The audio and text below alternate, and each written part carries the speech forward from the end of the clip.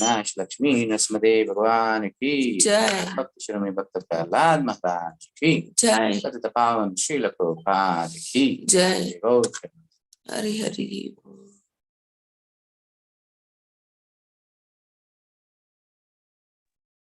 Hare Krishna. So once again, welcome to Hare Krishna. Thank you, Professor. Welcome you all once again to day 3 session of the Bhagavad Gita. So today we are covering chapter 2, which is contents of the Gita summarized. So this is kind of a summary of entire Bhagavad Gita. We'll also get to know more about soul, and Krishna will start answering the questions or the confusion of Arjuna in this chapter. Prabhuji will cover more in detail. And request you to stay away from any distraction for the next 1 hour and hold on to your questions till the end of the session. Thank you. Hare Krishna. Yes. Thank you, Prabhuji. Thank you. Hare Krishna. Once again, welcome to all. Today is the second chapter, contents of the Gita summarized. Almost Krishna is saying complete Gita's information in this second chapter. Karma Yoga, Jnana Yoga, Dhyana Yoga, Bhakti Yoga, almost everything is covering. And from the next chapter, it will be like each ayah based on the questions of Arjuna. He asks something about karma, then he says about Karma Yoga.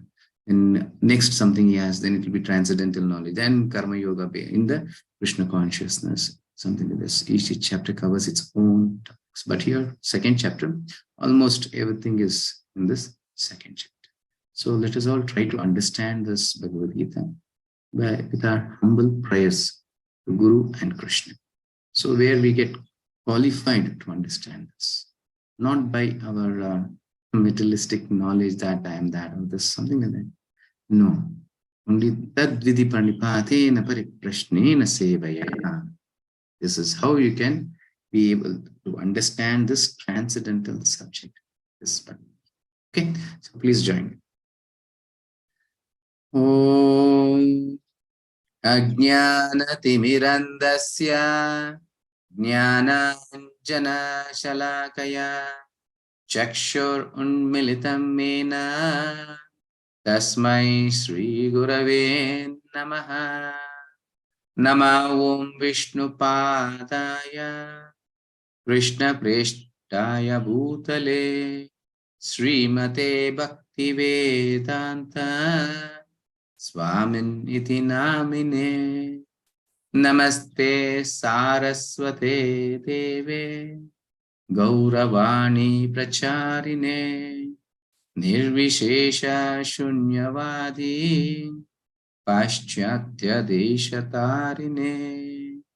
Jai Sri Krishna Chaitanya Prabhu Nityananda Shri Advaita Gadadara Shri Vasadi Gaura Bhakta Vrinda. Hare Krishna, Krishna Krishna, Hare Hare, Hare Rama, Rama Rama, Hare Hare. Nama Om Ishtapadaya Krishna Preshtaya Bhutale Srimate Jayapataka Swamin Niti Namine Nama Acharya Padaya Nitakarpa Padaya Nagora Gatadamadaya Nagaragram Mukam Karoti Vachalam Pangum Langayate Girimyat Kripatamaham Vande Shri Gurum Dinatarinam Paramanandam Madhavam Shri Chaitanya. As usual, we will show our gratitude and thanks to His Divine Grace Abhay Charanaravinda Bhakti Vedanta Swami Srila Prabhupada, who is the founder Acharya of International Society for Krishna Consciousness, by whose mercy today we are all able to understand this. Srila Prabhupada ki Jai. So history in the first chapter, what did we see? So Arjuna Vishada Yoga. In this, under the acronym doubt, D, the mindset of Dhritarashtra and Duryodhana we saw, and omniscience result. Before the battle started itself, you could see that victory is towards Pandavas because they had all the omniscience result. Then uncertainty, hesitation to fight. Now Krishna is making Arjuna in such a position, he should question, so that that question makes this Bhagavad Gita to be revealed to all the conditioned souls. Then bewilderment, that is swajanam. Why do we get bewilderment? Because of swajanam. When we are in this attitude or in this way understanding, then swajanam, that is me and mine. Then bewilderment, we cannot do anything properly to our ability. That is our ignorance. Then turning point. At this position, what is the turning point in our life? That is, we are not able to do anything. Like even I was giving an example and saying not able to hold even the phone. That guy, for him also, Arjuna is saying that my skin is burning, my hair are standing on end, and I'm not able to hold this Gandiva in this way. And he gives 5 reasons. Actually, 4 is been given here. So that is compassion, loss of enjoyment, fear of sinful reaction, and destruction of family tradition. Today, Krishna will be answering all these questions that Arjuna is raising and the reasons he is giving not to fight. And he'll clarify by higher. Okay. And today, in today's chapter, we're going to see how do we manage stressful situation? Who am I? 2 types of duties and permanent happiness. The very first thing, are we all qualified to understand Bhagavad Gita? So what qualifications do we have? Many will think, oh, why not? I have so much of my education. I'm a professor. I'm a double graduate. I'm that, and there's many things. Is that a qualification to understand Bhagavad Gita? No way. You can only understand. Simple thing I'll say. But you have to come out of this, understand Bhagavad Gita. It is all something, a contamination that stating that I have this qualification. For example, your hand is contaminated by oil or grease or something like this. With the same grease hand, you touch whatever you touch, any glass or any spoon or any pen or whatever you touch, it becomes grease. Isn't it? The same way, by our materialistic knowledge, materialistic understanding, if we try to understand Bhagavad Gita, even Bhagavad Gita gets contaminated by our view because we are not able to see beyond our consciousness. I hope you all understand. So that is why every day we ask to chant 1 round, then a kirtan where you create the auspiciousness, then a Mangalacharan, prayers to Guru and Krishna, humbly seeking their prayers and mercy so that I should be qualified to understand this. But clear? Small story. I start with a story. Based on this topic, I'll say a story. Once, there was a boy, and there was a school of musical school. So there was admission open for them. So all the kids were standing in a line and they wanted to join the school for the musical classes. So everyone is standing and the master was asking, what is your qualification? You're saying, we don't know anything about this Sangeeta, this music. And then he said, oh, yes, your monthly fee will be 2,000 rupees. Okay. Was all registering. And this person who was standing behind, he thought already, I know something about this music. I know about the swaras. Sa, ri, ga, ma, pa, da, ni, sa. Sa, ni, da, pa, ma, ga, ri, sa. Wow. I know so many things. I can. Later part, his turn came. The same thing master asked. Do you know anything about the music? He said, yes. I know this. I know the swaras, all this. Was just saying. Then he said, oh, very good. And finally he said, your fees will be 4,000. Actually, this person thought, for everyone it is 2,000 because already I've learned something. So my fees will be 1,000. But it became different. That master is saying your fees will be 4,000. Then he was shocked to hear this. And he said, my dear master, why is this? You're charging everyone 2,000. For me, you're charging 4,000. Then he said, you already accumulated certain contaminations. First, that has to be cleared. Then only I can teach you this music. This is it. What is that contamination? What the Swarasi has learned, do you think that is the contamination? No. Along with that, he has developed the ego. That I am better than the other students. I have learned something more than what they have. They don't know anything, but I know better than them. This is called ego. I'm sitting here. Many might even think that, oh, I have studied so much. I have so many designations under me. I have so many qualifications, so many degrees. So I'll be able to better understand than others. That is not a qualification. That is a disqualification for us to be in this Bhagavad. We should be, how humble you become, so humble you'll, so much knowledge you'll be able to gather. It is said in the scripture, it is something knowledge is like compared to the river. Have you seen river, how it flows? Wherever there is low, it flows towards the low, not on the top. Isn't it? Yes, the same way, how much humble we are, so much we'll be able to gather, grasp this. Okay, so let us all take this position. Humble position, even me, I am just a servant of servant. That is my spiritual master's humble servant, just trying to fulfill his instructions to preach this book. Clear? By his mercy, today I'm able to speak something. When I wanted to be very humble, and I request you all to be also very humble to grasp this. Okay? Yes, now let us go further. And today's acronym is Gétä, G-I-T-A, Gétä. That is Guru, the very first point we'll be seeing about Guru, identity, true dharmas, and Ananda, that is higher taste. Now, here, before seeing, many things cannot be covered in this topic of 1 hour. So actually, the Guru's first duty is to remove the ego of the disciple. Once he removes the ego, then he is qualified to surrender to the spiritual master, and he is qualified, the disciple is qualified to receive the knowledge also. That's why Krishna, see, first here, Arjuna is surrendering to him. After this, Krishna says, Shri Bhagavan Uvacha, Ashochan Anvashochastam, Prajnavadam Shabashase, Katasunagatasum Shananu Shochanti Panditaha. You are thinking that you are a Pandita, but you are the biggest fool. Is chastising because he is giving so many reasons. Because without higher knowledge, you're trying that you are qualified, you are a Pandita, thinking in this way. That is how Krishna starts, and then he gives the identity of a living entity with the Atmajnana, and then he starts this Bhagavad Gita. And the basic qualification for a disciple is to surrender. You can see here. Karpanyadosho pahatasvabhava Richami tvam dharma sammuda chetaha Yachreya shyan bruhitan me Shishyasteham shadimam tvam prapannam.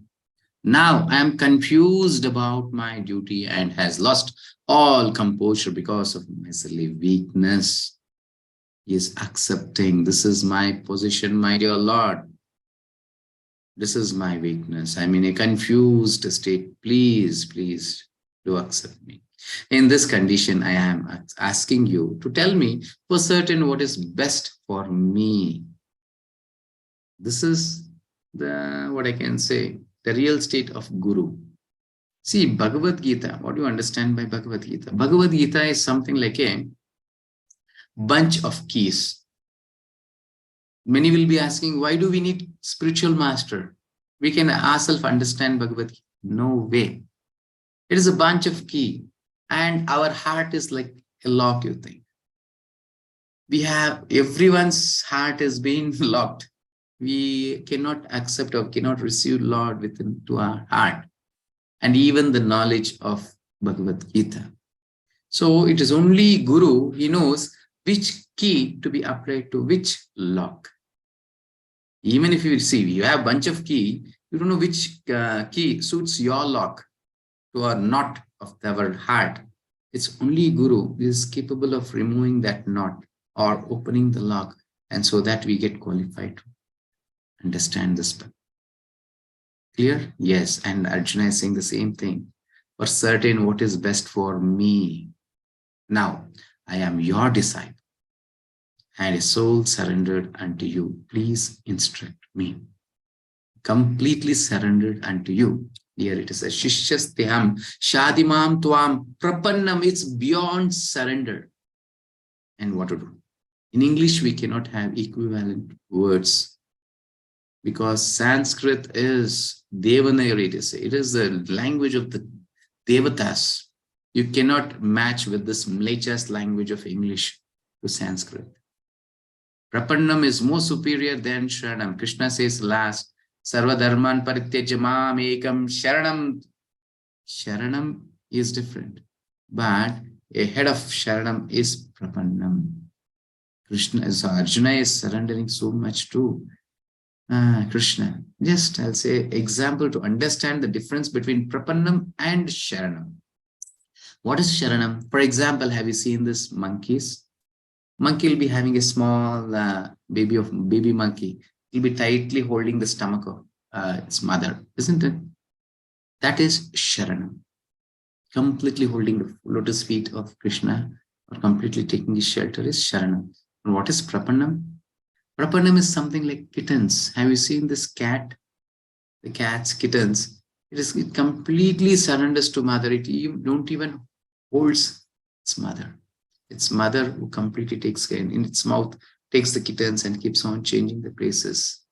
It is complete dependence on its mother. The same way, Prapannam is, I am completely surrendering unto your lotus feet. Please do instruct to me, which is best to me.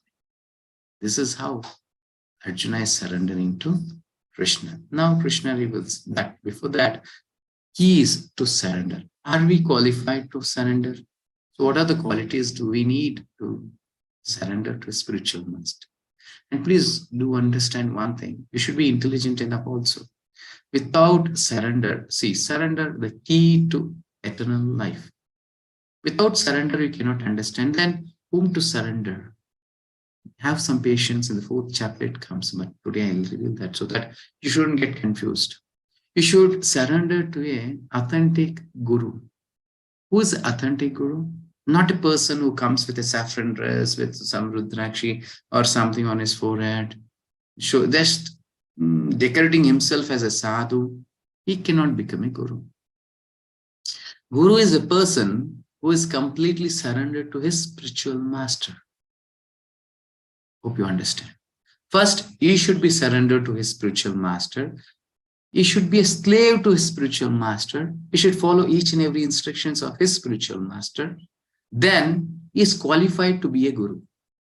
He is qualified to be a spiritual master to his disciples. He himself is not surrendering to someone.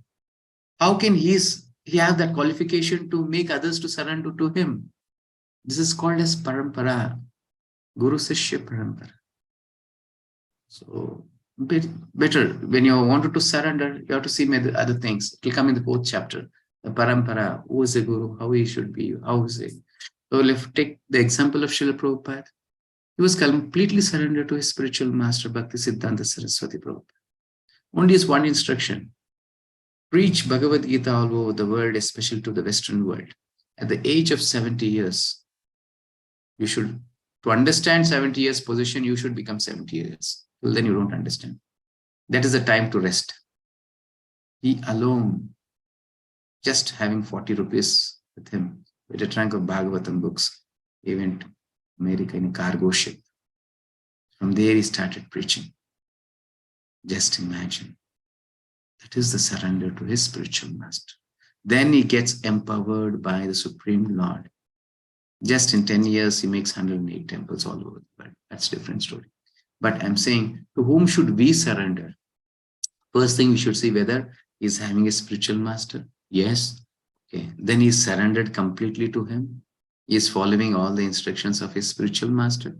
Yes. Then I can accept him as guru because he is following. So he's empowered. So something he can guide me also.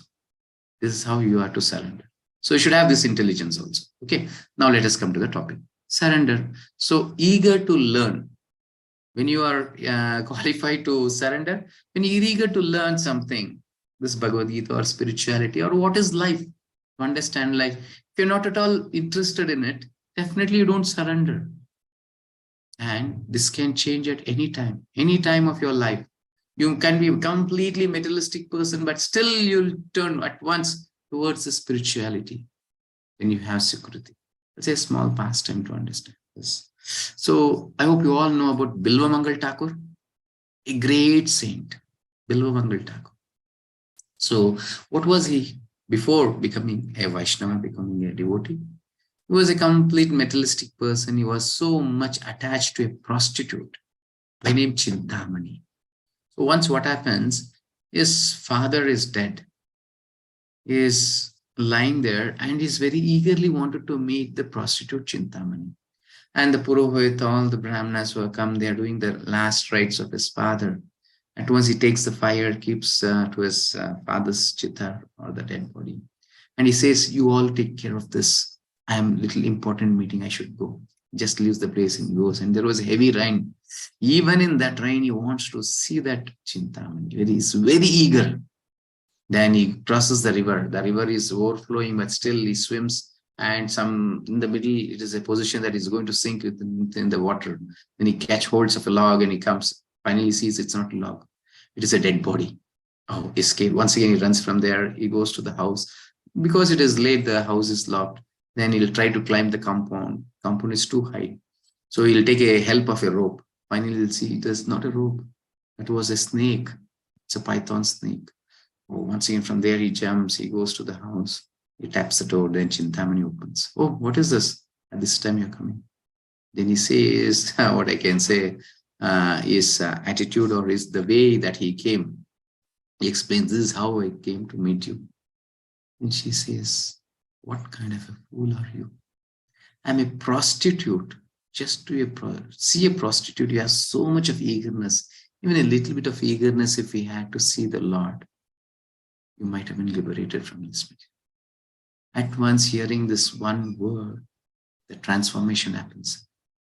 At once, he gives a posterior obeisances to her and he starts towards Vrindavan.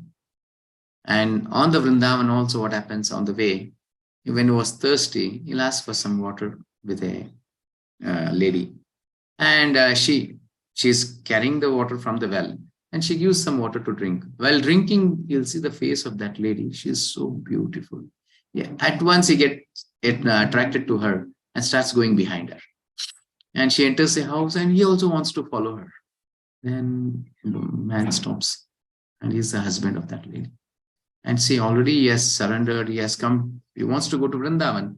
There is some enlightenment in his thing, but still his vasanas, his nature is not able to give up his sense gratification. Even we all want to take up Bhagavad Gita, everything, but still we have so many contaminations, so many sense gratification things where we are not able to give up. The same thing, it is not at once you can. That's why we ask you to chant. That makes us to get purified. Then finally he sees that, oh, he is some great person, but there is some contamination in him. Then he'll request his wife, please give your association. Because he requests that this lady is very beautiful, I want to have her association. Then the husband says, okay, you give the association. Finally he'll come out. But see, in those days, wife were so chaste. Whatever the husband says, they accept. Then finally he'll come out, he'll say to Bilvamangal, yes, you can go and associate. And he says, I have taken the permission. She is my wife. And I am permitting you to go and associate. Just imagine how it will be. Then he enters the house. He is repenting for his position. What kind of a lusty person is he? Then finally he stands on his knees and he requests the lady to please give the pin that she's having on her hair. The U pin, yes. He takes that, he just pricks his both eyes. That pin. He makes himself blind. He says that, I have this lusty, till then I have this lusty eyes. I cannot think of Krishna. Then he says, even the mother also has seen my lusty eyes. So I wanted to be blind. Then he asks for forgiveness from her. And from there he starts to run them.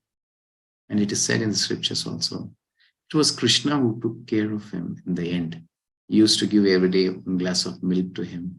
And he has written a book, Krishna Karnamrita. It is said that it is Krishna himself who has written this book. He became such a great devotee, being such a degraded person. So we are also definitely somewhere like Bilvamangal Thakur, very much degraded with our material needs and desires. But Bhagavad Gita makes us qualified to transform ourselves like this.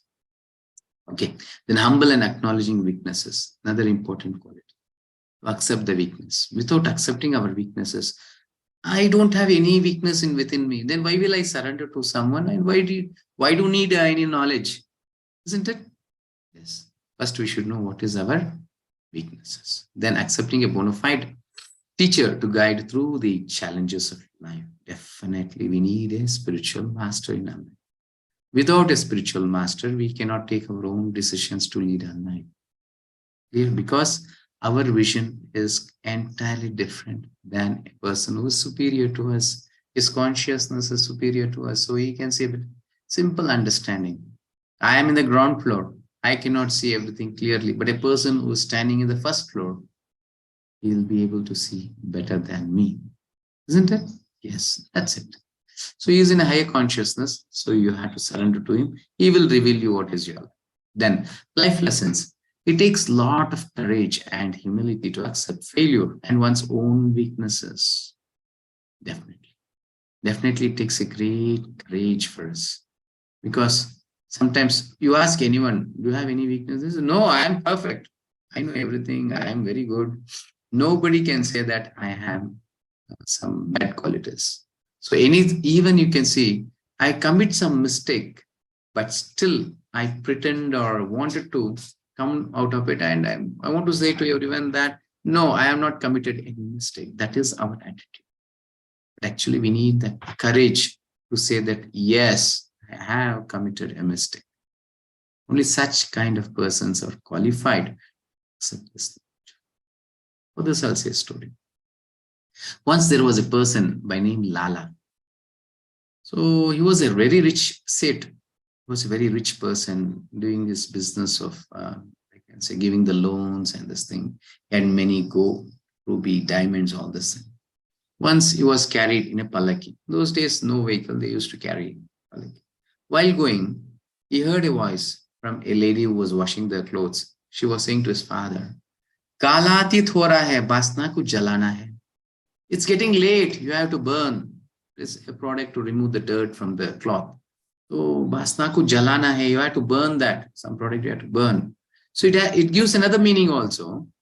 It is getting late when you're going to burn your ego. And this person understood in that way. At once he stopped the palaki. Yes, I'm getting old.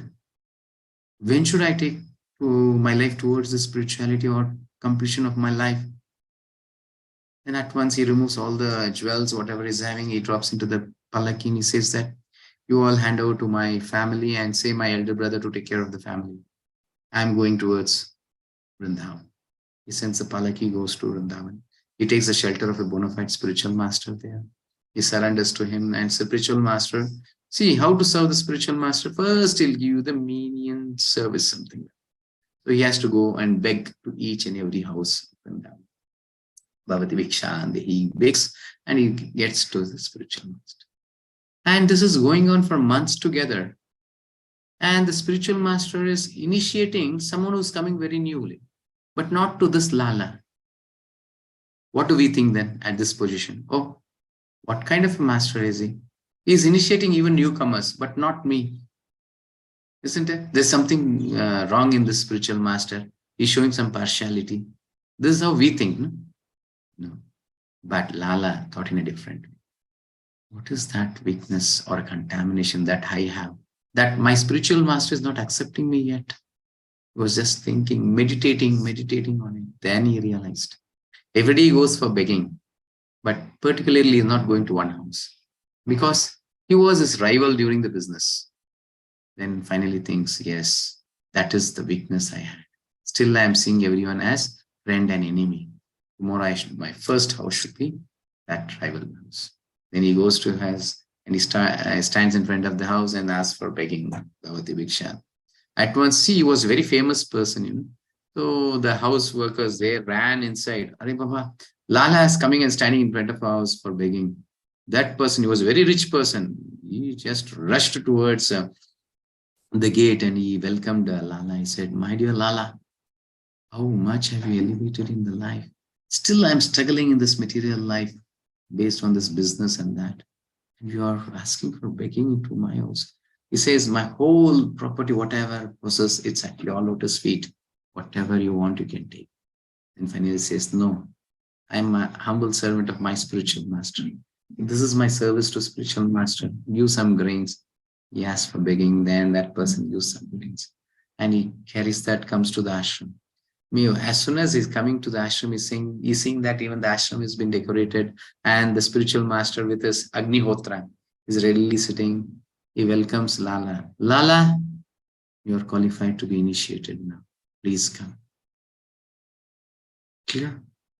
So many times we think there's something wrong with others. No, something will be wrong within us. Our weaknesses, and we need courage to have this kind of thought. Or else we always, that's a blame that we have always. Even some cooking gets this thing, because of that lady. She said to put more salt. She said not to put this. That's why this food is not, this preparation is not good.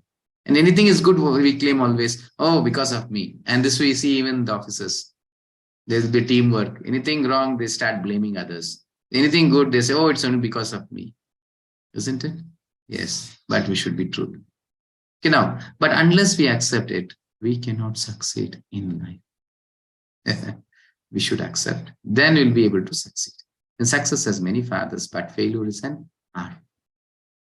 Success comes when we accept our weakness. Here? Yes. Now, life lesson 2. To be progressive in life, it is essential to cultivate humility because it protects us from being falsely proud of our accomplishments and strengths, which otherwise can prove futile in another situation or environment. Always yesterday also saying, just to show off our life, how long can we pretend that what am I? I'm not something that I want to show to the world that I'm this. How long can you do that? So it's a great struggle. One day or the other day, it will be revealed that you are not that. Simple thing, hair dyeing or makeuping. Many don't have their courage to show their real face. How can we show our heart? Isn't it? We don't have the courage to show our real face. Every day we decorate ourselves. See, whatever you are inside the house, are you able to come outside the house? No. You decorate yourself and come out. Because we don't have the courage to show what am I. Clear? Then what to speak of heart? In heart, you have so much of contaminations. You say this person is not good. This person is not good. He is having such faults. He is having such faults. Are you able to openly say that? No. So let us all try to be open. Let us all try to be, what I can say, in a truthful way. Definitely we'll be able to win this. Definitely we'll be able to win in our life. That is our success. To lead a real life. Okay. Now, next topic is, who am I? Our recognition. Our position currently. What is the mistake that we do? See, identity crisis, misplaced and mistaken identity, unreal understanding of self. Who are we? Somebody asks, who are humans? As soon as that, you'll say we are a name. Oh, my name is Krishna. My name is Rama. I am Kailas. I am Ajit. I am Krishna. I am Vaishnav. Something like this. Isn't it? We start saying, claiming that I am this. Are we this body? The name is to the body. I am not this body, no? Isn't it? Yes. But basically, Indians, most of the Indians know this. It's only for Westerners, they're not able to understand that. But Indians, in their blood itself, we have this kind of philosophy, understanding that I am this. So, but nowadays, modernization, I don't know how far they know. They are becoming more ignorant. So I'll say a small story to understand this also. It used to understand two meanings. One is how great is the association of a devotee and what is soul. Once Narada Muni, he goes to Vaikuntha and he asks the Lord, what is the benefit of associating with a devotee? Lavamatra sadhu sangha. Lavamatra means just a fraction of a second. Having association with the devotee, what is the benefit? And Lord says that, see, on the earth there is a worm on the tree. You're going to ask that worm, he'll answer you. Who is it? Okay, then he'll come back. He'll ask the worm. Meanwhile, just by completion of his asking, Lavamatra sadhu sangha, what's the benefit of Lavamatra sadhu sangha? Eagle comes, he just got hold of that worm and he just swallows. And he goes back to the Lord. This is what happened. Oh, is it? Then the Lord says, okay, see the cow. It is just giving birth to the calf. Go and ask that calf. Calf will answer. Is it? Okay. And that cow is standing and giving birth to the calf. Meanwhile, Narada Muni goes and he'll ask that calf, what's the benefit of Lavamatra Sadhu Sangha? Just by the completion of this question, the cow gives the birth to the calf, and from the top, because it is standing, its head comes down, it falls onto the land, it breaks its head, and it dies there on the spot. Calf. And once again, what is this? Whomever I ask, they're going to die. He goes back to the Lord. What is this, Lord? This is what happened. Oh, is it? Okay, fine. See there's a king. For many years, not had any children. Now he has got a son. You go and ask that child, small child, now only has taken birth. You go and ask him, he will answer you. Now Narada Muni is scared.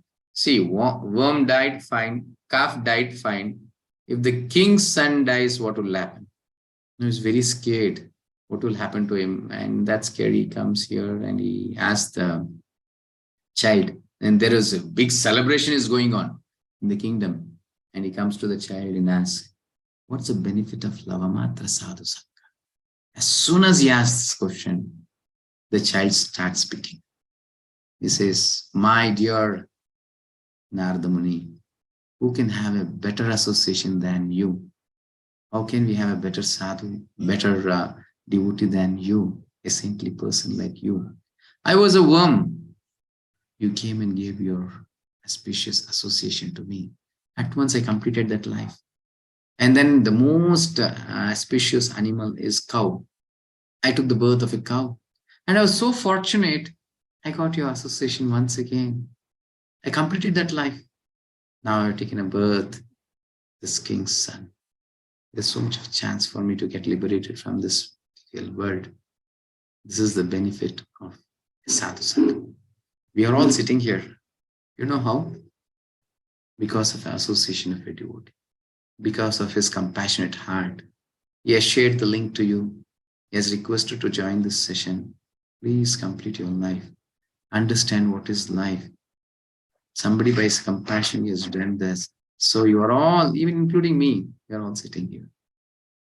Clear? And just imagine if you get the association of Narada Muni, what will be our position? And in the story, one more thing you understood. The soul transforms from one body to another. It was the worm, the same soul, calf, the same soul, and the king's son is also the same soul. Clear? Who are we? I am a soul, a spirit soul, not this body. Okay? Yes, now Krishna gives many verses. He says, gives the qualities and many knowledge of this soul. He says, Dehinosmin yatha dehe kaumaram yavvanam chara tata dehantara praptir dhirastatana muhyati. As an embodied soul continuously passes in this body from the boyhood to youth to old age, the soul similarly passes into another body at death. A sober person is not bewildered by such a change. Can you see this photo? Old person is having so many photos in front. When he was a child, when he was in youth, when he was in a young or in a little bit older way. You just see. You think it's all different photos, but see the photo, there is so much of change between this old person and the child. But he's the same. He's the same. Do we think that we are growing? No. We are changing. Our body is changing day by day. It is not growing. We say it's growth, no? No. Even scientific way. You take even our blood cells. Every 7 years, the whole blood cells of the body will be changed. Isn't it? So there is a change of the body, not the growth. But to our visibility, we see that, oh, he is growing. It's actually the change. And Dhirastatrana Mushyati, a sober person, an intelligent person, a knowledgeable person understands this. Who's having the knowledge of Bhagavad Gita, he understands. At the time of death, I'm not going to lose anything. Anyhow, I'm going to take a new body. Vasamsa jirnani yata vihaya namani grihnati naroparani. Krishna says, as your dress is old, you change to a new dress. Same way, the soul sees that, oh, this body has been no use for me now. It gives up that old body, takes a new body.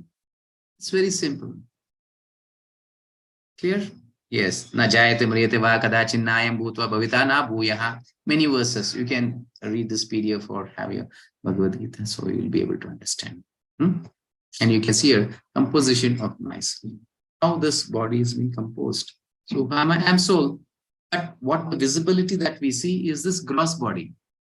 Gross body is made out of 5 elements, that is earth, water, fire, air, ether. Separated and destroyed at death. At the time of death, we give up this gross body. We go to another body. So how do we go? With the subtle body. That is mind, intelligence, and false ego. That's a subtle body. And this is also material, not spiritual. And this is separated at the time of liberation. When you pass this material world, then you give up all this mind, intelligence, false ego. When you're changing the body, you give up the 5 elements. Clear? And who am I? I am soul, the spirit soul, Atma. Then, what is the quality of the soul? Sat, Chit, and Ananda. That is eternal. We don't have death. We are eternal. And full of knowledge. Don't think we are in ignorance. We are with full of knowledge. Once you come to this Bhagavad Gita or spirituality, once you touch this, have association of the Supreme Lord, your complete knowledge gets revealed. Here. And then you will have a blissful life. And you can see in this picture of this body is there. Can you see here? This is a subtle body, this is a gross body, and this is soul. Clear? Yes. Now, the quality of this soul, Krishna is saying, Nainam chindanti shastrani nainam dahati pavakaha na chainam kledayanti yapona shoshayati marutaha. No material element can vanish or destroy this soul. The soul can never be cut to pieces by any weapon, nor burned by fire, nor moistened by water, nor within by the wind. Even you enter the fire, soul never burns. Yes, body might burn, but not the soul. Clear? Yes. So we are eternal. Why? How? Mamayvamsha jivaloke jivabhuta sanatana. In the 15th chapter, Krishna says, because all the living entities are part and parcel of me. As the sun and the sun rays. Clear? As the sun and sun rays, there's no difference. The same way, we're all like part and parcel of the Supreme Lord. Qualitatively, we are one. Yes. Quantitatively, we might have some differences. So it is compared. Acharyas compare this. Lord is something like an ocean, and we are a drop of water. So the drop of water and the ocean, qualitatively, it is the same.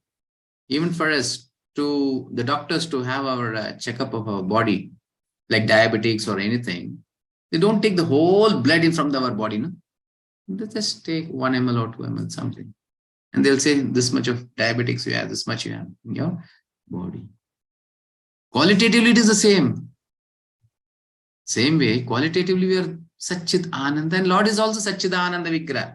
Ishvara Parama Krishna Satchidananda Vigraha Anadiradir Govinda Sarvakarana Karanam. He is also Satchidananda Vigraha. But we are very minute. He is Vibhu and we are Anu. Here? Yes, in coming days you will understand. Now, soul facts from Bhagavad Gita. What is the size of the soul? 10,000th part of the tip of a hair. Have you seen this hair? Not the lengthy hair. In that hair, the tip. I hope you cannot even see the hair properly. And what to speak of the tip of the hair? And when that has been cut to 10,000 parts, that is the size of a soul. Let it be to an ant, let it be for an elephant. The soul size remains the same. The body is made out of gross body, 5 elements, not the soul. Soul will be the same. Even, this bacteria we see, it is invisible, even that is having the soul. and the soul will be in the same sense. And how to recognize that there is a soul? By consciousness. When you have consciousness, and the consciousness is spread all over the body. That is the difference between a dead body and a living body. How you know that there's a presence of soul? The consciousness. Take a needle, prick to your hand. Somewhere you feel the pain. To your leg, to your head, wherever. Because consciousness is spread all over the body. The same needle you take, prick to a dead body, you will not feel anything because there is no presence of soul. Once the soul leaves the body, the consciousness is gone. Clear? Yes. Unchanging does not undergo 6 kinds of changes. Actually, body goes through 6 changes. That is birth, existence, growth, transformation, dwindling, and death. These are the 6 changes happens to a body. But for soul, no changes. It is eternal. You can see the side. Eternal, full of knowledge and full of bliss. And what is the quality of the soul? Seeker of God. We know that each and every living entity, each and everyone who is sitting here, they're always seeking the Lord. And you think, no, I don't do that. You are, because you're searching for happiness. Atmada Ananda Paramatmana Seveli. It is saying. So the real happiness to the soul is by the service to the super soul. But because of our ignorance, we think that if I buy a car, I'll be happy. If I accumulate more wealth, I'll be happy. By constructing a big bungalow, I'll be happy. By having a big position, I'll be happy. Get married, I'll be happy. Having children, I'll be happy. Many such kind of things. We are seeking for happiness in many material ways, but the reality, once you take the shelter of the Lord, start serving Him, you'll have happiness. This is because of our ignorance. We are not ignorant, so we are not able to understand. So we are searching happiness in different. That's why we need spiritual master. He will say, this is the way you can achieve that happiness. We are all searching for happiness in our ignorance, but the real happiness is serving the super soul Krishna. He is Ananda Swarupa. You touch him, however you serve him, you will feel happiness. That is eternal happiness. Yeah. Yes. Now, fireproof, waterproof, and unbreakable. We know that. Travels from one body to another. This is the qualities of soul. Conclusion. The spirit soul is eternal and indestructible, while material nature is temporary. Body is temporary, but soul is permanent. Because of this, one should not be bewildered by the inevitable destruction of the material body. When at the time of death, many we start crying, oh, this person died, my grandfather died, that. No need to cry. When they are alive, you take care of them well. Not that crying after they leave this body. It's of no use, isn't it? Yes, this is intelligence. When you have this Bhagavad Gita knowledge, you respect your elders. You respect your father, your grandfather. You take care of them well. And when they die, you don't cry. Okay, fine. This job is done. Yes, take another body. As simple as that. But when you are ignorant, we don't take care of them well. Always harassing them, giving trouble to them. Once they die, oh, you start crying. I had such a good association with him, now I have lost. This is foolishness. So when we don't have this Bhagavad Gita knowledge, we cannot lead a truthful life. Here, rather one should remain fixed in prescribed duties, which purify and allow one to realize the eternal self. Prescribed duty, remaining fixed in our prescribed duty, that is doing our prescribed duties, being a good father, being a good son, good mother, good daughter, good brother, good sister, taking our responsibilities even to a nation, being a good citizen of the nation in this way. Clear? And now, reincarnation. Krishna is saying, Jatasya hi dhruvo mrityur dhruvam janma mritasya cha tasmata pariyaryerte natvam shochitam arhasi. One who has taken his birth is sure to die.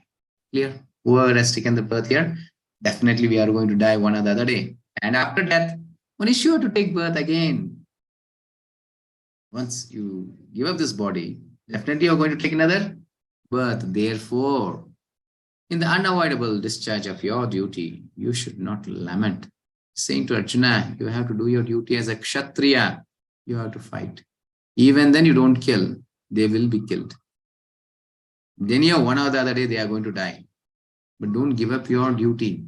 Being a Kshatriya, you have to fight. Many times this is the higher knowledge that we get. Our duty has to be done. And it should be there. That is what Bhagavad Gita teaches us. Bhagavad Gita never teaches us to kill someone or be non-violence. It teaches dharma, how to react to whom, how should I behave with whom, how should I take on with the elders, with the youngsters, how should I guide them? All those things Bhagavad Gita teaches us. Okay, now two dharma. What is that two dharmas? Swadharma and Nitya dharma. Dharma of body, I already told this. Family, job, etc. Whatever the position that you have, do it properly. That is our Swadharma. It can be a Brahmana, Kshatriya, Vaishya, Shudra. It can be an Indian, American, whatever. You can be a father, you can be a mother, you can be a child, you can whatever the position you have. You just do your job. Then Nitya Dharma. This is bodily platform. This is soul platform. That is Sanatana Dharma, Dharma of soul. Chanting, reading Bhagavad Gita, devotional service. Engaging in the service of the Lord. Chanting the holy names, Hare Krishna Maha Mantra. Reading Bhagavad Gita, understanding better who am I. This is our Nitya Dharma. What has happened? Because of our ignorance, we have given our Nitya Dharma. We think all in all it is Swadharma. Being a good person, being a good father, earning more, taking care of family is only life. No way. Yes, you are taking bodily responsibilities properly. Some even don't do that. Fine. So once you take up your Nitya Dharma, automatically you will become perfect in your Swadharma also. Once you become a devotee, you will become perfect as a husband, as a father, as a child, as a son, as a daughter, whatever. Why? Because Krishna gives the intelligence. It will come in the 15th chapter. It is Krishna who's giving the intelligence to us. Okay. Do not neglect your higher dharma by your ignorance. Take on this Bhagavad Gita. Perform your Nitya Dharma. That is, neglecting our Sanatana Dharma and only performing the Swadharma is like decorating the cage but not caring for the bird inside. You can see here, it's something like a parrot within that cage. He always takes care of that cage, but not giving proper food to the bird. What happens? It dies one day, no? The same thing. We always try to feed this body, try to satisfy this body in many ways. But no way we have any understanding of satisfying the soul. Souls, what is the food to the soul? Chanting Hare Krishna Maha. Serving the Lord. Serving the super soul is the food to the soul. That is the happiness he gets. When you are intelligent enough, you'll understand this. Yes, definitely you have to balance. You cannot give up your material world, or you cannot give up your spiritual dharma. Swadharma and Nitya Dharma, both are important. To be a good father and a good son is also important. Good mother and good daughter is also important. The same way, to be a good devotee, the servant of the Lord, is also important. That is actually ultimate. But in the beginning, you have to balance that. Okay? Yes, Ananda, higher taste. What is this higher taste? Once you engage with the Lord's service, you experience this higher taste. Two types of tastes which give us happiness. What is lower taste? Another higher taste. Lower taste is temporary, based on our senses. Seeing, eating, smelling, touch, all those things give certain happiness. No? It is all only temporary, which are experiencing through our senses. What is higher taste? Ananda. When you are experiencing from in the soul platform, which is eternal. Krishna says, Neha Vikramanashvasya Pratyana Vidyata Swalpamapyasa Dharmasya Trayato Mahato Bayat. Even a little bit of engagement towards the Lord's service, it will never vanish in our life. It continues life after life. Yeah. And now Krishna is saying that how to do that? Withdrawing one's senses. Yada samharate chayam kurmom ganiva sarvashah indriyan indriyatebhyas tasya prajna pratishtita. One who is able to withdraw his senses from sense objects. We need regulated senses, not leave our senses very loosely, however you want. Whatever I want, I will do in my life. No, that is the life of animals. Being a human being, you should understand the scriptures, the Vedas, Bhagavad Gita especially. Understand what is life and lead a life, a principled life. This is what, see, dogs go and eat on the road, so you cannot do that. Dogs mate in the road, you cannot do that. Many things. We cannot have an animalistic life. But nowadays we think that that is a better life. That is modernization. Not being decently, wearing a torn clothes, torn pants. Nowadays that becomes a fashion. Is the real life? What are we leading? How foolishly we are leading our life. Those days only beggars used to wear torn clothes.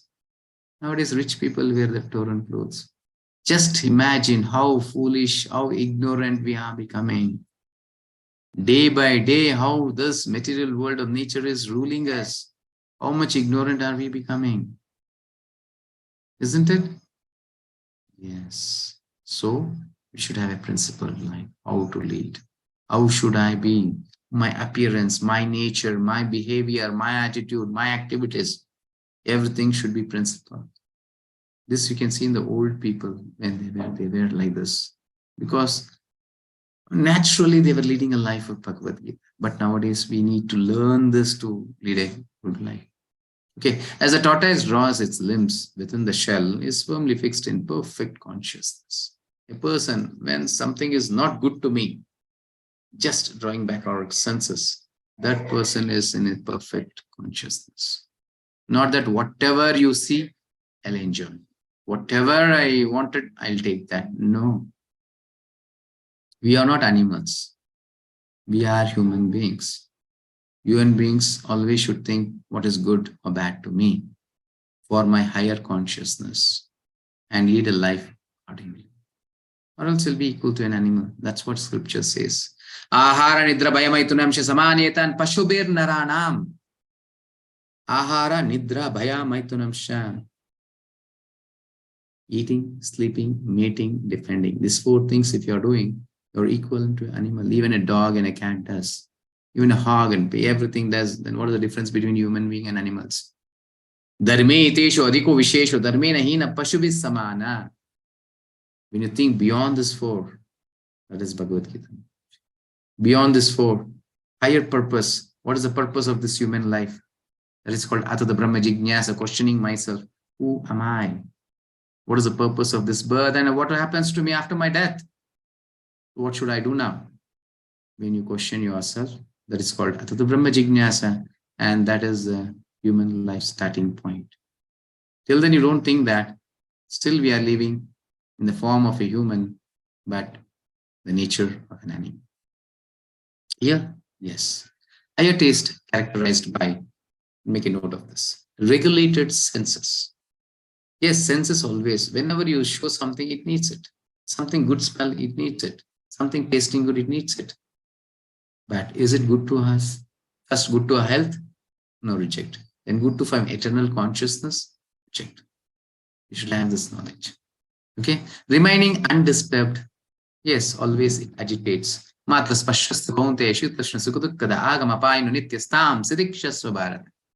Always this nature disturbs us. The senses disturbs us, but we should remain undisturbed. Tasting higher happiness, ananda, which is permanent.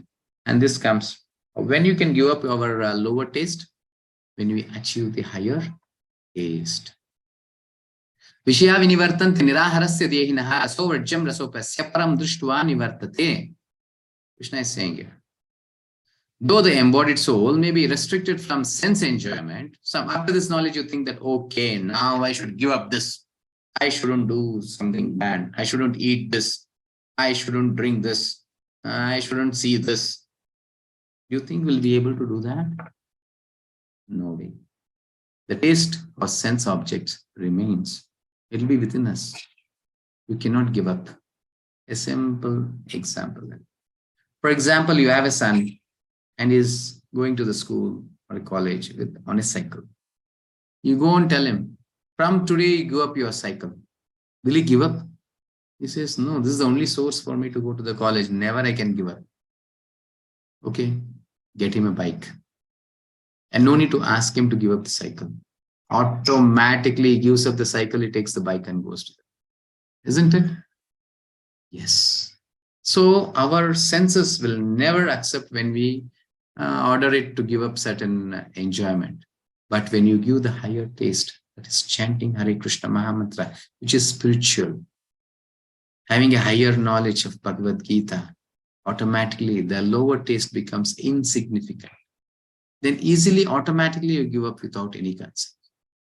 Taste for the sense objects remains, but ceasing such engagement by experiencing a higher taste is fixed in consciousness.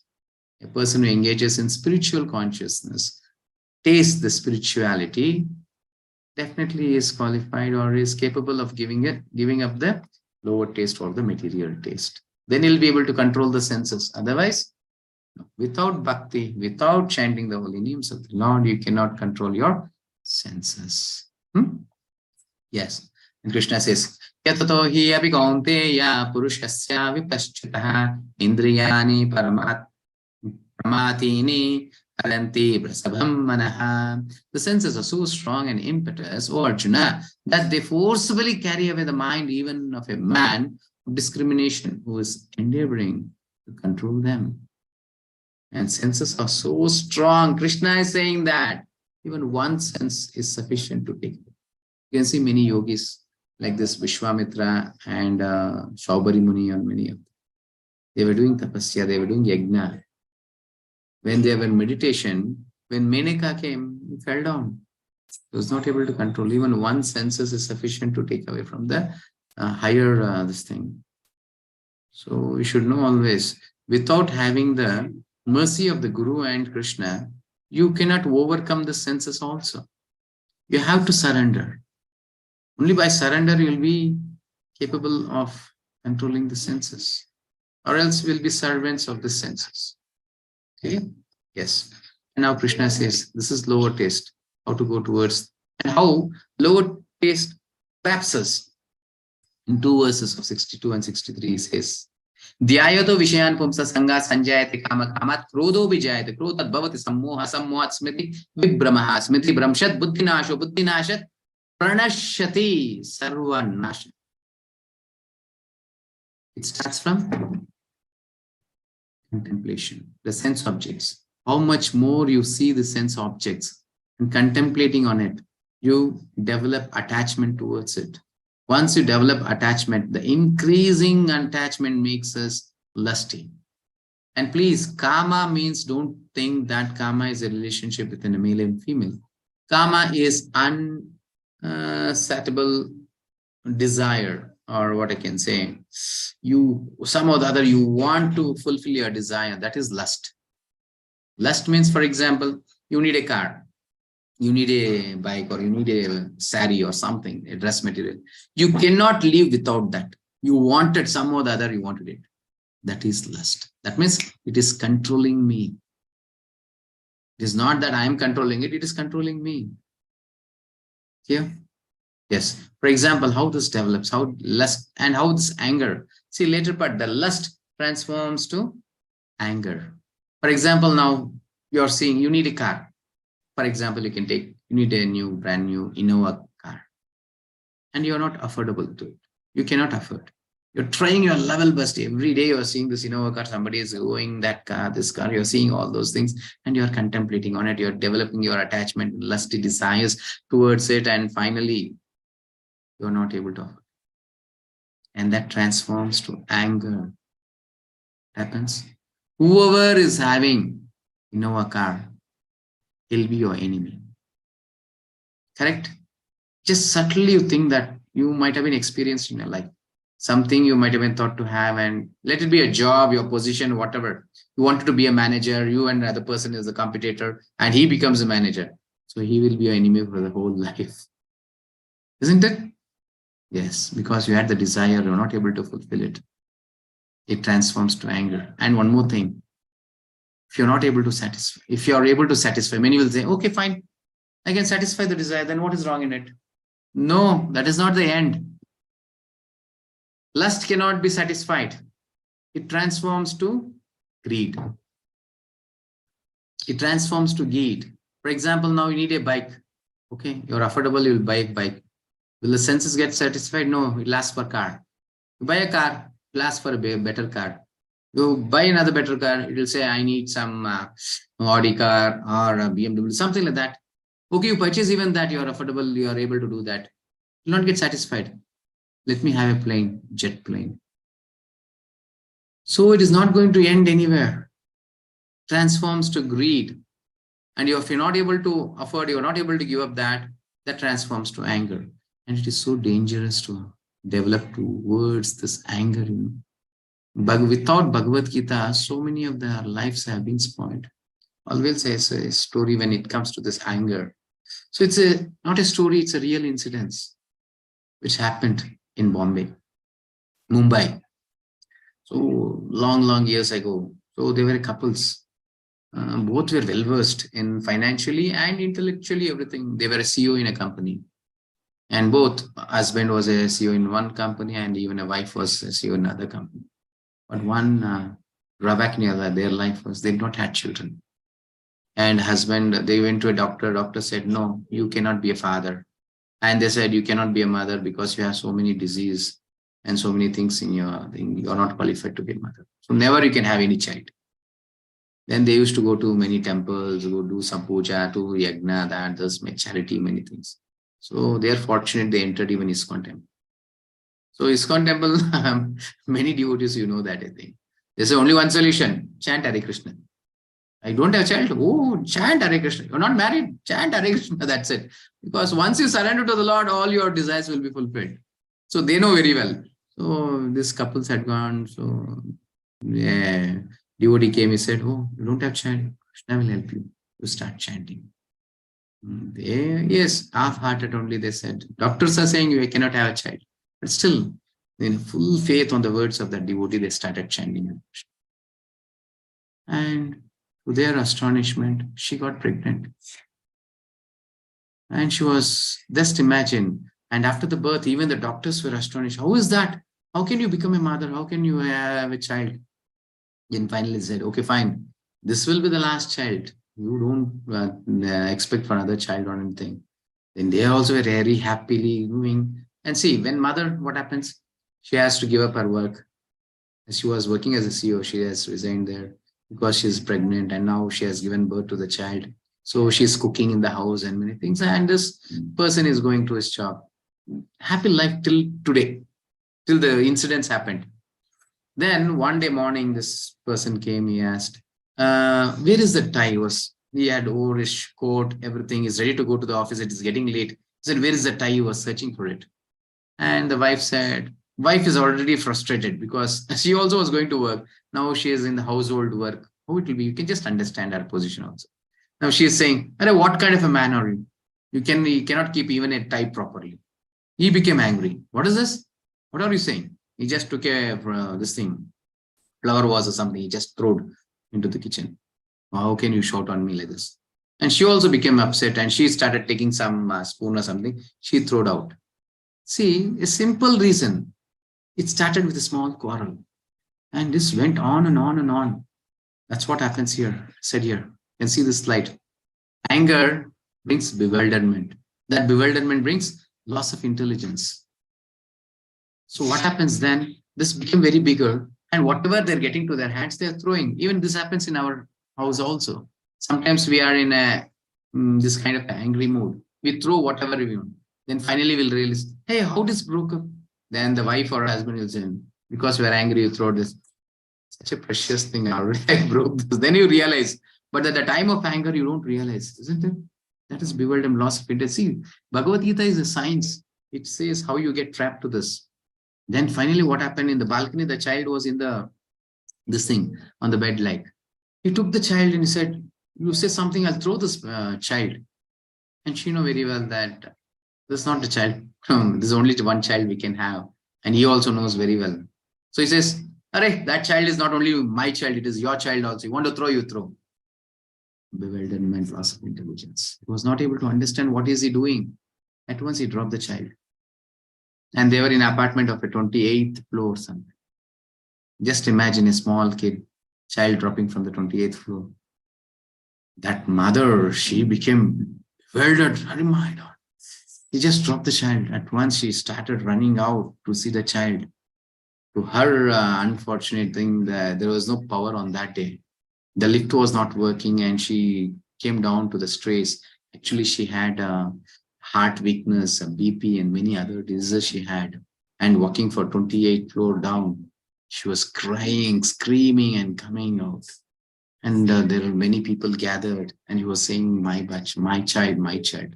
Everyone was saying, how could she have such an elderly child?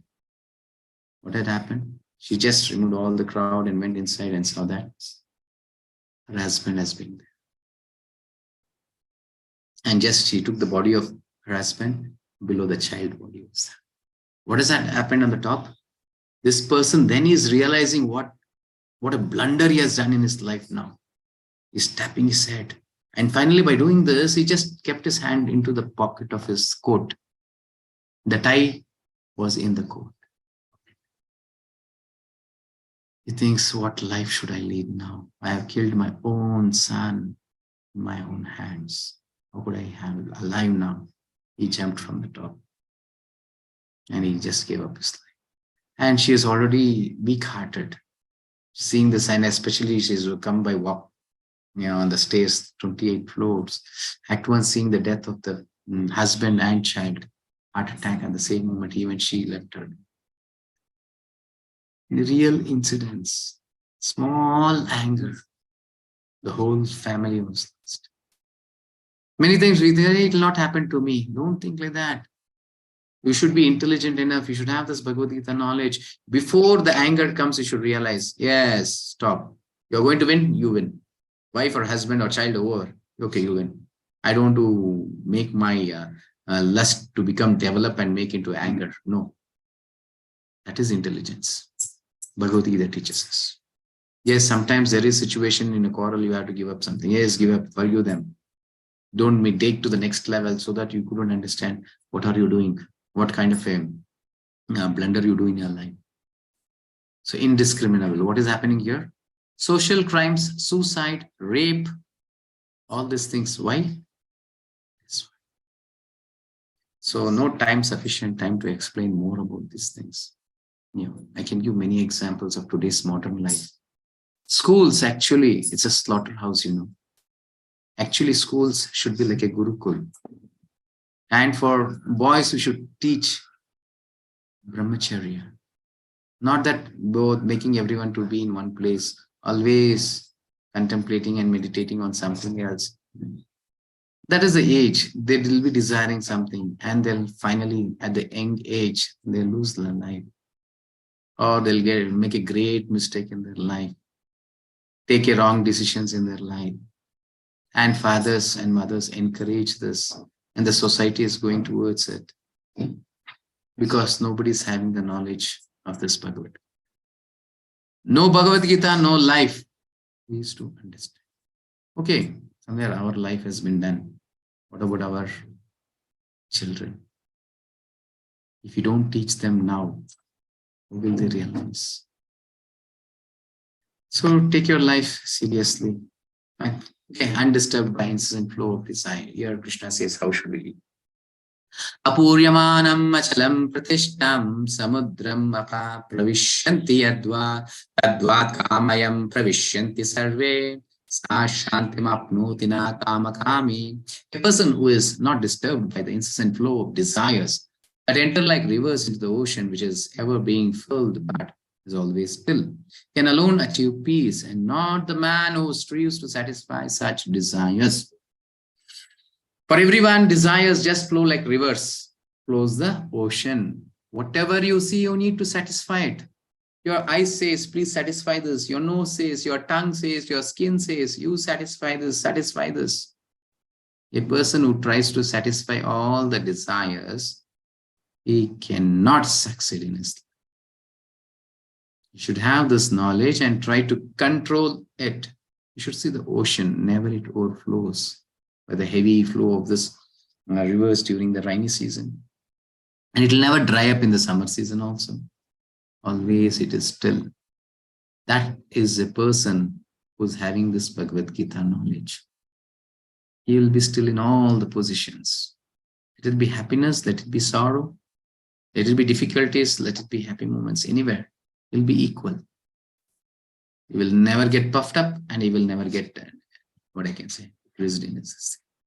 Yeah. Now finally Krishna is answering here the questions that Arjuna raised. Krishna defeats Arjuna's 5 arguments. He says compassion.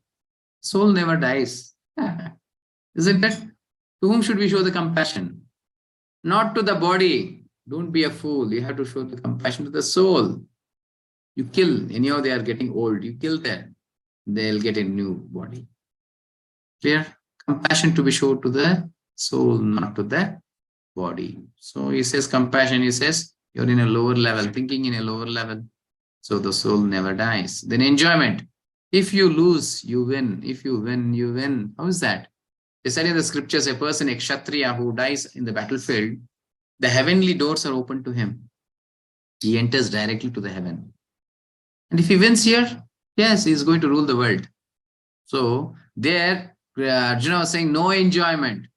But once we take up Krishna consciousness and Bhagavad Gita, it's only enjoyment, nothing else. Only happiness. See here he's saying, see at once how the thoughts gets transformed once you take up this Bhagavad Gita or the Krishna consciousness. Destruction of family tradition. Now he's saying, essence of Vedas is to serve Krishna. You don't be least bothered about it. You serve me. You serve Krishna. That's it. He will take care. Paritranaya sadhonam vinashaya tajushkutam dharma samstapanarthaya sambhavami yuge yuge. He will re-establish this tradition or this religion, everything. You no need to worry. You do your duty. Then fear of sin, I'll get a sin. Fighting on the order of Krishna does not bring sinful reactions. For example, an army person who's killing on the border, he has not been punished for it. Rather, he has been rewarded. But the same person, he enters a city and he kills someone. He's punished. Why is that? Because he's following the orders of his superior on the borders. So he's not punished. The same way, in our day-to-day activities, take the instructions of Krishna and Guru, implement. You don't have any reactions for that. So you don't get the results even by killing. Arjuna did not get any results by killing on the battlefield. Clear? Yes. And finally he says indecision. In the second chapter he says, I'm not able to take the decision. We said the very first verse, 7th verse of second chapter. Then he surrenders to him. So Kauravas are sinful and have to be killed. And Krishna is instructing. Yes, Kauravas are adharmis. They have to be killed. You are representing me. On behalf of me, you are doing the duty. I hope you all understand this. Bhagavad Gita is not that you follow non-violence and be harassed by others. No way. You should know who is a dharmi and who is a adharmi. Teach your children. Let it be a girl child also. She should be something like Kittur Chennamma or Jhansi Bai, something like this. Yes, we should be humble also. We should be humble. When it demands, you should be brave enough. Even our kings, unwantedly, they did not go and fight or something. Devotees don't do that. They are in a higher platform, but they don't get, what I can say, harassed by others or something. No. Clear? Especially we have to give this knowledge to the kids, to the children. We should teach what is our Bhagavad Gita knowledge or our tradition or our samskaras, all those things. Clear? Okay. Second chapter, Autonomous Gita. So today we studied that Guru, how important it is to get surrendered to a Guru, and identity. So I'm a soul. Then two dharma. So dharma, nitya dharma, bodily duties and the soul duty. Ananda, how to overcome this lower taste, that is by achieving higher taste, that is chanting, reading Bhagavad Gita, engaging in the service of the Lord. Yeah? Yes. Now, what is for tomorrow? Tomorrow is another important chapter, the third chapter, Karma Yoga. And tomorrow I'll be saying a wonderful story in the very beginning. I don't know, whoever is late joiners, they'll be missing the story. So, wonderful story. And story means don't think it's an ordinary story. Life-changing stories. You can transform your life by one story. There's so much of message in it. Renunciation. Tomorrow I'll give a message of renunciation.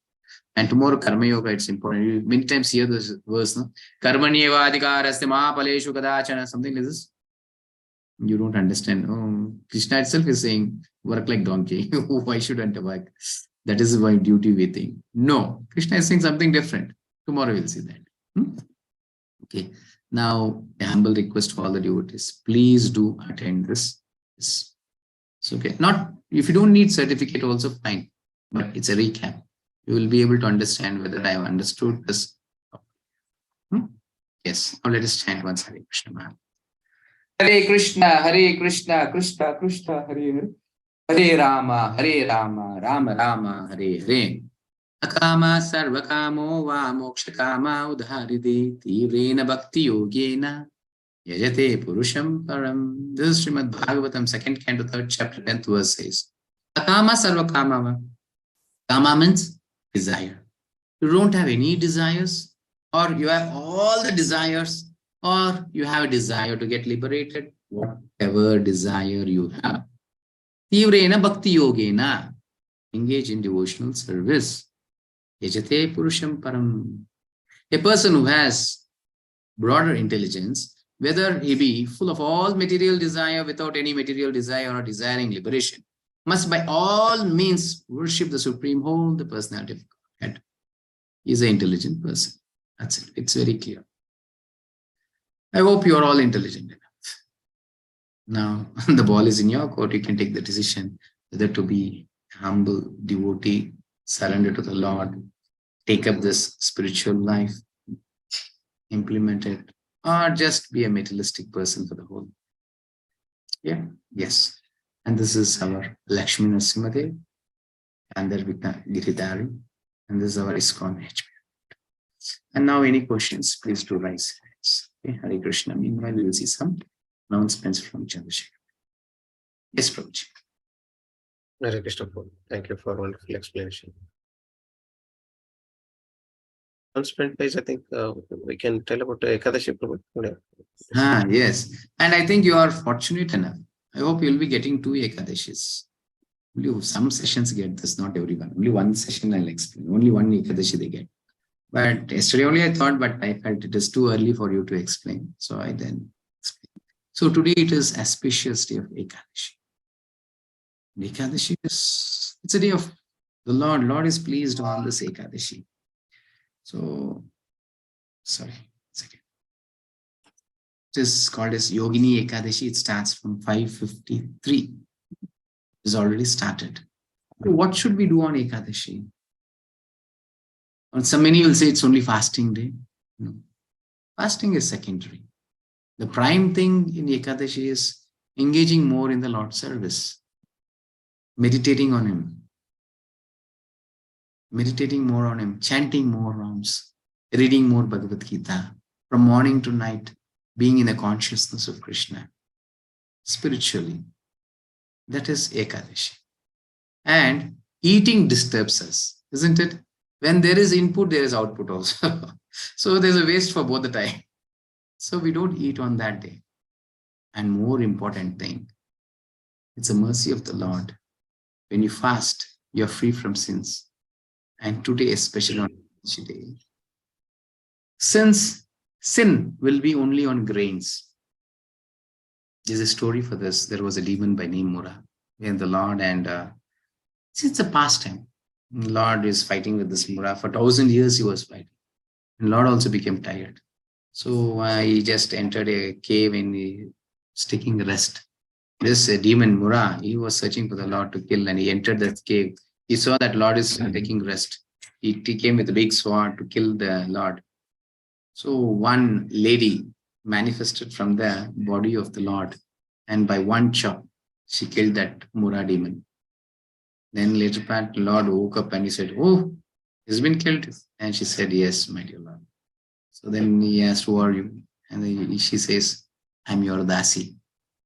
I'm your servant, Dasi." See, just imagine, servant can kill, master cannot kill. It's a pastime. And Lord says, "Oh, I'm so pleased by you all this thing. Without my orders also, you have accomplished your duty. You're so very happy. What you need?" And she says that this day should be a auspicious day because Lord was very happy on that day. So this day should be named after me. That's why we say as Ekadasi. Ekadasi, one servant. Ekadasi became Ekadashi. Clear? And he says, she asks a request that whoever on this day worships you, surrenders to you, you should be liberated. And what happened? Knowing this, all of them started doing Ekadashi. Ekadashi just worshipping the Lord on that day. And everyone were liberating. Then Yamaraja had a problem.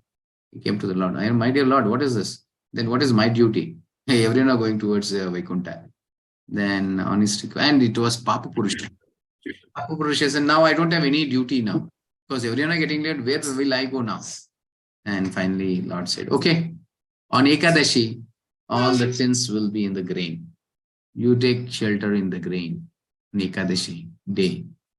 So whoever eats grain, it will be sinful. Who are fasting on that day without eating the grains, they'll be free from all the sins. So they'll be qualified to get liberated. And it is the day of Krishna. So Krishna will be very pleased on doing his services, engaging in his service. Meditating on him itself is a great service. Yeah? Yes. So Ekadashi is a very special day. It is said in scriptures, chanting one round on other day and chanting on Ekadashi is equivalent to 1,000 malas, 1,000 rounds chanting. Other day is one round chanting on Ekadashi. So many devotees, anyhow, a separate link also is there for this. Actually, we offer the names to Lord Narasimhadev. We do Archana, whoever chants on Ekadashi, and we have a separate link for that who posts on that link. So anyway, you will be seeing their reports also. Many devotees, they start chanting from morning. As I said, 5:53 starting, they start at that time. Till tomorrow morning, they'll be chanting. Then they chant even 100 rounds, 80 rounds, 100 rounds. They'll be chanting because they want to be dear to the Lord.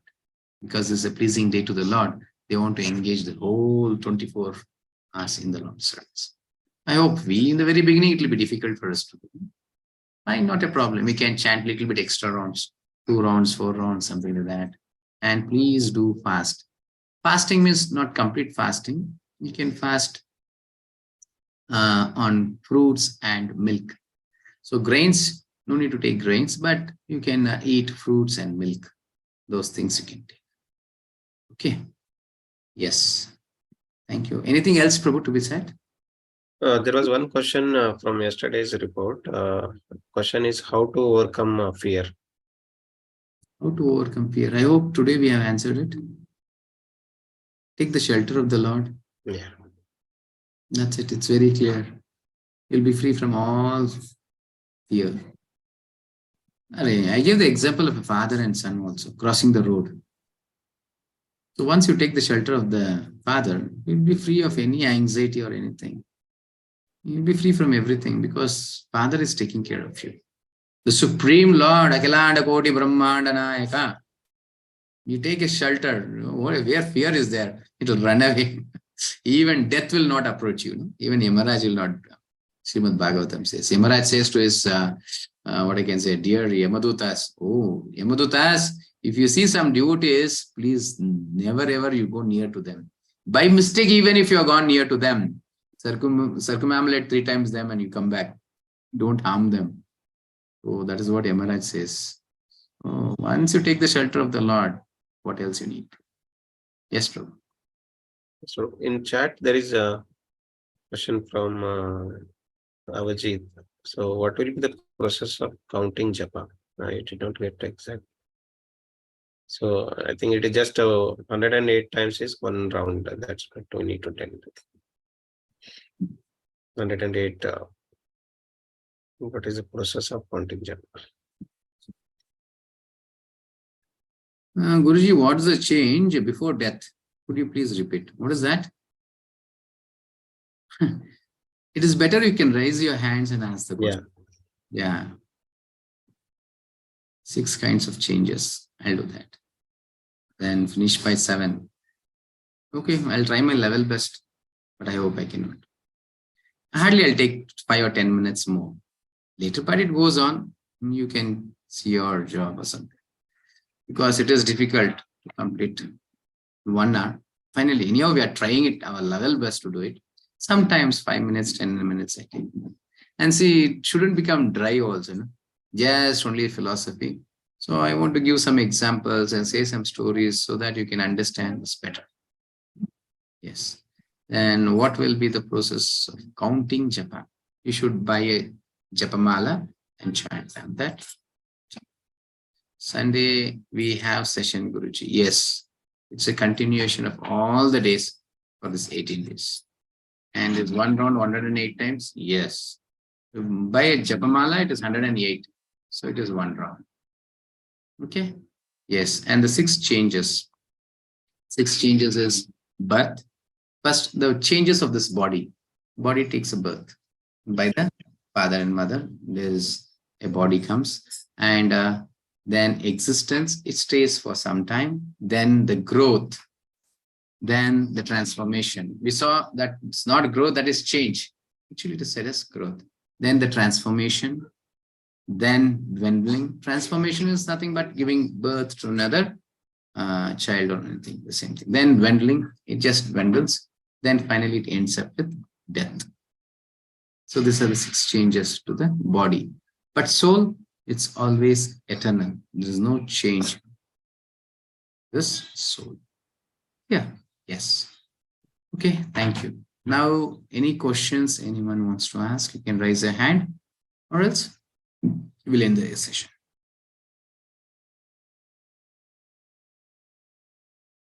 No questions? Okay, fine. Thank you. So I thank each and every devotee for participating in today's session. So let us chant once Hare Krishna Mahamantra and wind up. Hare Krishna, Krishna Krishna, Hare Hare, Hare Rama, Rama Rama, Hare Hare. Thank you. So now I'll give the option to unmute. You can unmute yourself and say once Hare Krishna and leave the meeting. Hare Krishna. Hare Krishna. Hare Rama, Rama Rama, Hare Hare. Hare Krishna. Hare Krishna. Anushya Mataji, Hare Krishna. Hema Mataji, Hare Krishna.